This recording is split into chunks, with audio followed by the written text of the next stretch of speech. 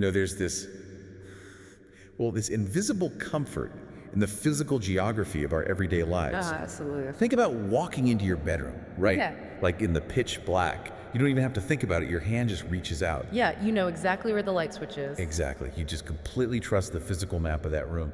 And usually when we talk about playing a musical instrument, especially one with centuries of tradition, there's that exact same expectation of geographic certainty. Right, you sit down, place your hands, and you just know where the notes live. Yeah, but then you encounter a project that completely shatters that landscape. And suddenly, you're reaching for that light switch in the dark, and your hand just hits empty space. Which is terrifying for a trained musician. It really is. So today, we are taking a deep dive into an incredibly thought-provoking project that just completely scrambles our understanding of how an instrument is supposed to work. It really forces us to question that foundational trust between a musician and their tools. Because traditionally, the instrument is treated as a fixed landscape, right? Yeah. And the musician is just the explorer who has memorized every single path and landmark. Right, they know it by heart. Exactly. So to change the terrain beneath their fingers, it completely disrupts the entire ecosystem of performance. And on the table today, we have this fascinating collection of sources outlining this exact disruption. We're looking at an essay by Imre Kolozsvary titled "The Reverse Grand: Rewriting the Physical Geography of the Piano." Such a great title. It is. We also have a set of conceptual visual mock-ups for this piano, along with some incredibly complex sheet music generated directly from the project. Which is just a whole other beast to look at. Oh, we will definitely get into that sheet music. But our mission for this deep dive is to figure out what happens when you take centuries of established physical rules and just throw them completely out the window. Because for hundreds of years, the piano has demanded the exact same physical relationship from the player. Right, you always have your low, rumbling bass strings to the left. Yeah, and your delicate, soaring treble notes to the right. Muscle memory, pedagogy, even how composers think about writing music, all of it relies on this immovable geography. It's just treated as a given. Every scale practiced by a beginner, every chord progression mastered by a pro, it's all built on this inherent physical assumption. Left means low, right means high. Right. It's so deeply ingrained in our musical education that we treat it like a law of physics.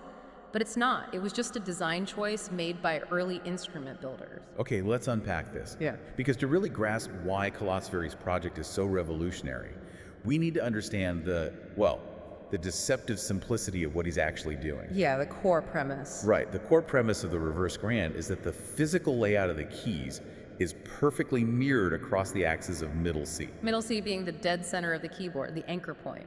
Exactly. The anchor point everyone uses to orient themselves. So everything just flips across that center point.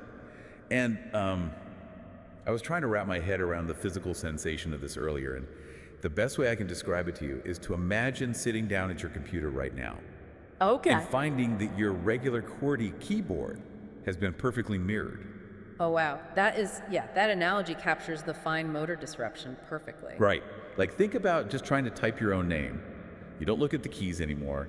Your brain sends an automatic signal to, say, your left index finger to hit a specific letter. But if the board is mirrored... Exactly. You trigger that muscle memory, your finger hits the wrong side of the board, and absolute gibberish comes out on the screen. You'd have to stop and literally stare at your hands. Yeah. You'd have to consciously map out every single keystroke. It turns this automatic fluid action into a stuttering, agonizingly conscious puzzle. What's fascinating here is the sheer level of cognitive dissonance this creates for a musician. In this mirrored setup, the highest treble notes, the ones that usually live way off to your right hand, they are now stationed on your far left. And conversely, the lowest, heaviest bass frequencies sit on your far right. Right. You are physically crossing wires in the brain. The spatial mapping that your brain uses to interpret sound is in direct conflict with your nervous system. And reading Kolozsvary's description of what happens when a musician actually tries to navigate this, it is wild. It's intense. Like, let's say you're a skilled pianist sitting down to play a familiar neo-soul progression, or maybe a syncopated jazz solo. The source text points out that the harmonic intervals, the actual musical distance between the notes, they remain identical to what the composer intended. Right, the song technically hasn't changed. Not at all. But the spatial reality is totally flipped. The disconnect between what the ear hears and what the body feels is just profound. Your ear recognizes the familiar jazz harmony, but your hands are operating in an alien dimension to produce it. The most jarring detail from the text, I think, is the physical contradiction. Like, as a melody ascends sonically, meaning your ear hears the notes getting higher and higher, climbing toward the ceiling, the performer's hands must physically pull downward. Yeah, moving toward the center and crossing into that heavy bass register on the right side. Your ear is screaming, "I'm going up into the clouds," while your physical body is diving down toward the ground. This represents a massive philosophical shift in performance. When you're a trained musician playing a standard instrument, performance is largely an unconscious, habit-based act. You're not thinking about every millimeter of movement. Exactly. But the reverse grand strips away that unconscious comfort entirely. It transforms the act of playing into this fragile, highly conscious exploration of mathematics and space. Wow. You can't rely on habit. You have to be excruciatingly present for every single note, basically fighting your own instincts at every turn. I get that. I understand the conceptual art angle here, the idea of challenging the musician's comfort zone. But looking at the visual evidence provided in the sources, specifically the sheet music, Oh, the sheet music. it's completely unreadable. It's basically a massive ink blot. Is there actually any practical value in generating a score that a human being physically cannot sight read? Your reaction gets right to the heart of the project's visual chaos. Kolozsvary uses a wonderful, highly descriptive phrase for this sheet music in his essay. What's that? He calls it a ledger line A forest. ledger line forest. Yeah. That is incredibly accurate. We have these visual mock-ups of the conceptual pianos labeled as the New Way Concert Grand and the reverse Beau UV Concert Grand. And they look like normal grand pianos, just slightly uncanny. Yes, slightly off. But then you look at the sheet music for a piece titled Fragile, which has this subtitle, Mirrored for Maestro, and it's just an onslaught. It really is. We see pages with tempos marked at 109 and 110. And beneath those numbers, the lines for the left and right hands are constantly crossing and overlapping in ways that just seem physically impossible. Well, to understand why it looks so chaotic and why it's technically accurate even if unreadable, we have to think about the math of the inversion we discussed earlier. Okay, yeah. In standard sheet music, bass notes sit cleanly on the bottom staff, and treble notes sit on the top staff. It's a neat, linear visual representation of low to high. But because of the mirror, the low notes are being played where the high notes used to be. Precisely. In this mirrored arrangement, the bass notes are mathematically pushed up across that central axis.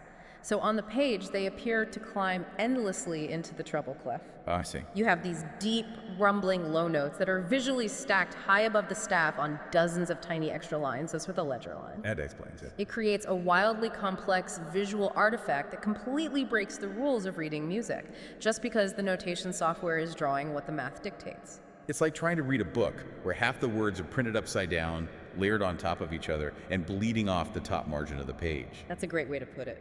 So we have this intense visual chaos, we have this mind-bending physical geography that fights your muscle memory. The natural friction here is, how do you even build this? Right. Like, who is out there stringing an acoustic piano backward, tensioning all that heavy copper wire on the wrong side of an iron frame? And here's where it gets really interesting. The twist that changes the entire context of the project is that it doesn't exist in the physical world of wood and wire. The reverse grand is constructed entirely from lines of code. It's a digital project. This is where Kolozsvary's dual background as an artist and a technologist becomes essential. Building a physical acoustic piano backward would be an engineering nightmare. Oh, the cost alone would be unimaginable. Exactly. So instead, the entire concept relies on a digital bridge. Let's break down the mechanics of that digital bridge for everyone, because the essay gets pretty deep into the technical weeds here.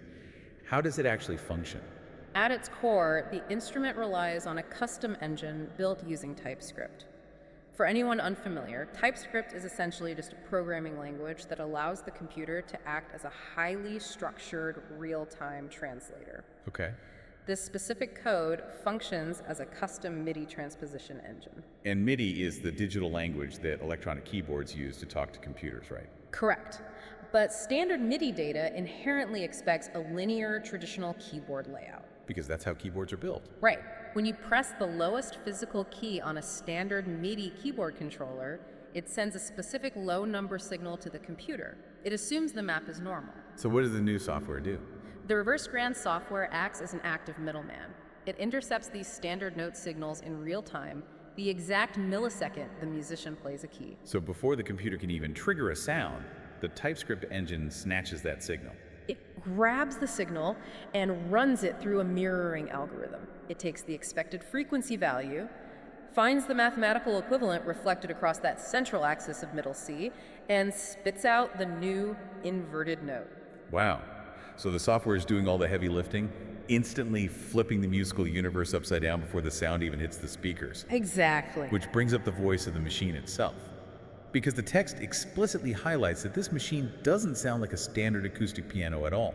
No, it really doesn't. Instead of using a grand piano sound, it utilizes something called the Web Audio API, which is basically a web browser's built-in system for generating complex sounds, to produce what Kolozsvary describes as a clean, clinical triangle wave synthesis. Yeah, when you strip away the physical body of an acoustic instrument, you're left with pure frequency. A triangle wave is a very fundamental, unadorned type of sound wave. It sounds almost like an old 8-bit video game, you know? Very sharp, very clinical. I found myself wondering why he made that choice. It's a fair question. Like, why not just use a high-end software plugin that sounds exactly like a beautiful $1 million Steinway grand piano and just invert the keys? Wouldn't that be closer to the idea of a reverse grand? Using a clinical triangle wave is a highly deliberate aesthetic choice. A traditional acoustic piano sound carries a massive amount of warmth and acoustic baggage. Right, the resonance and all that. Yeah, you hear the overtones, the sympathetic resonance of other strings vibrating, the mechanical thud of the felt hammer hitting the wire. It's a messy, organic sound. Precisely. By using a stripped-down triangle wave synthesis, Kolozsvary removes all of that acoustic distraction. He forces the listener's ear to focus entirely on the raw mathematical nature of the inverted intervals. So you aren't seduced by the beautiful tone of a Steinway. Right, you're forced to listen purely to the strange, alien harmonic relationships created by the mirroring algorithm. It's his way of saying, don't listen to the paint, look at the architecture. That makes perfect sense. It really forces you to hear the structural weirdness of the music. It does. But, you know, having a machine that can mathematically flip notes in real time is only half the battle. If I'm an artist, my brain is still wired for a normal piano. Of course. How do I even begin to write a complex jazz arrangement when my hands don't know where the notes are and I can't read the ledger line forest on the page? The essay outlines a massive transformation process for composing for this thing. Yeah, the workflow is a fascinating story of problem solving. Kolozsvary realized he had to find a backdoor into the music. If you can't just sit down and play, you have to separate the music from the physical performance entirely. Okay, so where does it start? The process actually begins with standard MIDI files. So he starts with the music as it was originally conceived, played on a normal keyboard. Yes. Intricate jazz harmonies, fluid syncopated rhythms, all captured normally. But to apply the mirror, he needs to convert that raw performance into something a computer algorithm can easily manipulate. Because manipulating live audio is too hard. Trying to invert a complex live audio recording is incredibly difficult, but converting it to text is much simpler. This is where ABC notation comes into play. The essay mentions taking the MIDI data and turning it into an architectural blueprint using ABC notation. Right. ABC notation is a text-based format for representing musical scores. Instead of notes on a staff, it uses standard letters, numbers, and symbols. So an A sharp is just literally the letter A and a symbol in a text document. Exactly.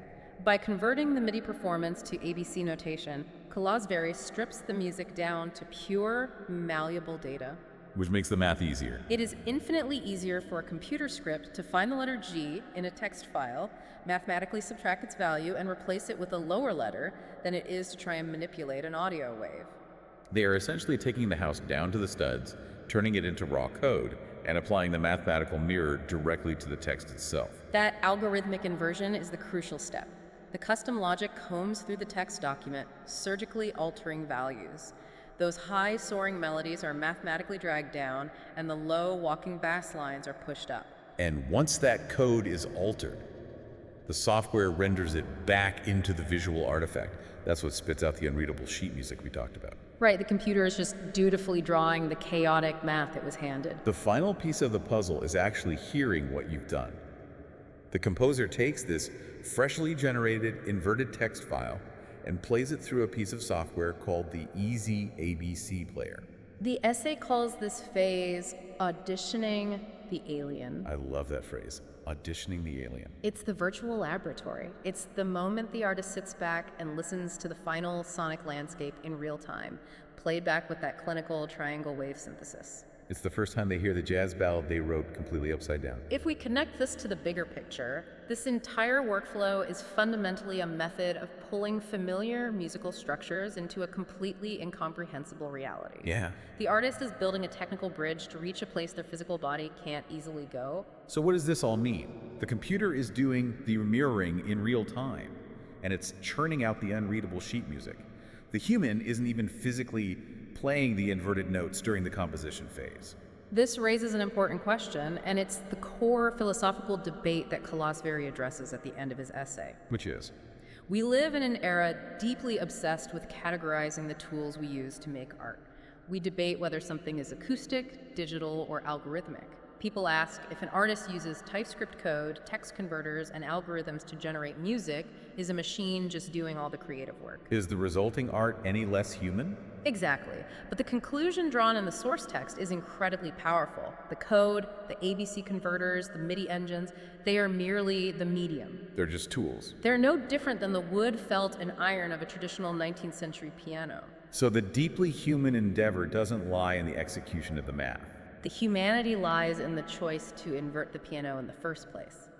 A computer algorithm doesn't wake up one day and decide to challenge centuries of established muscle memory just to see how cognitive dissonance feels. That's a really good point. It takes a human to desire friction. The art is in the deliberate curation of that resulting dissonance, and the sheer audacious imagination required to force an audience to experience a familiar musical form through a completely alien filter. It's an invitation to embrace discomfort rather than run from it. When we're uncomfortable, when we are forced to consciously think about every single movement, that is often where the most profound discoveries are made. Absolutely. And honestly, it makes me think about how much we all rely on our own internal maps. Whether you're listening to this right now and trying to learn a new skill, prepping for a high-stakes meeting, or just analyzing data for your job, think about how often you coast on muscle memory. We do it all the time. You do things a certain way, because that's what the light switch has always been. You trust the geography of your daily routine. But what could you discover if you intentionally flipped your own tools or your daily workflows upside down? That's a great question. What would you find if you forced yourself into a highly conscious, almost fragile exploration of your work, rather than just relying on habit? We so often view friction as a barrier to productivity, when in reality, introducing intentional friction can be a profound catalyst for creativity. The reverse grand proves that scrambling the map forces you to see the landscape with completely fresh eyes. We want to thank you for joining us on this deep dive into the reverse grand. We've gone from a deceptively simple geographic inversion, just reflecting keys across the axis of middle C, to unpacking the psychology of spatial audio. Navigating a ledger line forest. Yeah, navigating a ledger line forest of impossible sheet music, and looking under the hood at the TypeScript engines driving it all. It's a profound statement on the relationship between art, technology, and the distinctly human choice to disrupt the familiar. It fundamentally changes how you look at the interface of any instrument, or any tool for that matter. It really does. Before we go, I want to leave you with one final thought to mull over. Building on the core revelation of Kolozsvary's project, he proved that the physical design of every instrument dictates how it must be played, and that changing the geography completely changes the art itself. Right. So if the physical layout of our tools dictates our creative output, how are the invisible layouts of the everyday software you use, like your phone apps, your email client, your digital workspace, secretly dictating the way you think? Wow. And, more importantly, what would happen if you found a way to mirror them? The next time you reach for that light switch in the dark, maybe take a moment to wonder what you might see if the map was suddenly flipped. You might just find a destination you never knew existed.